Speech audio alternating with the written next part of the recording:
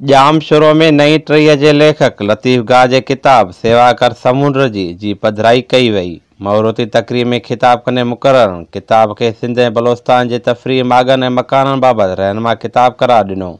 लतीफ़ी forum तरफ़ां Mehran university जे मखदूम हाल में थियल तकरीब में किताब जो महूरत मेहरान यूनिवर्सिटी जे अॻूणे vice chancellor doctor Mohammad Aslam Mukeli, सफ़ीर Mohammad Alam Birohi, doctor Bhaikhan Shar, professor Mushtaq Mirani, doctor Tanveer Phalpoto, लेखक जे वालिद गुल मोहम्मद गाद, ज़ुल्फ़कार हाले पोटो, एल्सा पब्लिकेशन जे रूह रवां ऐं किताब जे पब्लिशर वाहिद कांदोड़ ऐं ॿियनि गॾिजी कयो। सिंध ऐं बलोचिस्तान जा जेके तारीख़ी ऐं तफ़रीही माग आहिनि, जेके मूं पाण घुमी ॾिठा आहिनि, उन्हनि जी ऑब्ज़र्वेशन, उन्हनि जो तारीख़ी पस मंज़र ऐं उन्हनि ते मुंहिंजी ज़ाती जेका तहक़ीक़ कयल आहे, अॻ में जेको लिखियलु मटीरियल आहे, उहे सभु शयूं मिक्स करे उन्हनि जो निचोड़ आहे उहो मूं लिखियो आहे। ऐं हिन किताब में मूं कोशिशि कई आहे त इहे जेके तारीख़ी तफ़रीही जॻहूं आहिनि, उन्हनि जॻहुनि जे बारे में बि ॿुधायां जेके अॻ में माण्हुनि कोन ॾिठी घुमी आहे, आम असां वटि मक़बूल घटि आहिनि। कोन सफ़र कयो आहे उहो तमामु सुठो ऐं तफ़सीली लिखियो अथई।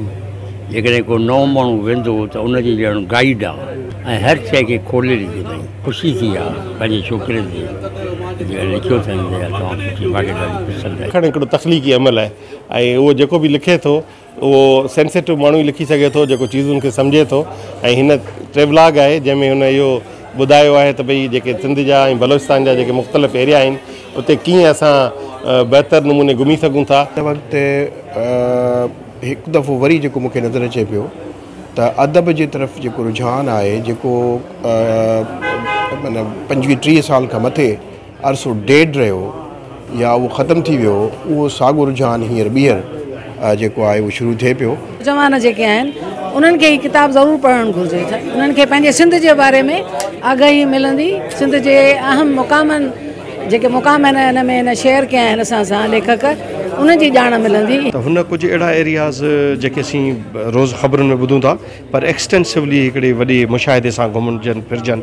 असांजा इलाही माण्हू आहिनि पंहिंजे इलाइक़े ई कोन था घुमनि, त हीउ सफ़रनामो उन्हनि इलाइक़नि जो। इन विच में नंढा वॾा जेके आहिनि से पोर्ट काफ़ी आहिनि समुंड जे मथां ऐं बीचूं आहिनि, सुठियूं जायूं आहिनि, उन्हनि सभिनि जो ज़िक्र हिन कयो आहे। मुख़्तलिफ़ मागनि जो ज़िक्र कयल आहे ऐं सिंध ऐं बलोचिस्तान जी ढंढुनि जो ऐं दरियाउनि जो ऐं हिननि जे मागनि जो, तारीख़ी मागनि जो ज़िक्र थियल आहे ऐं सुठो किताबु आहे ऐं सभिनी दोस्तनि खे पढ़णु घुरिजे।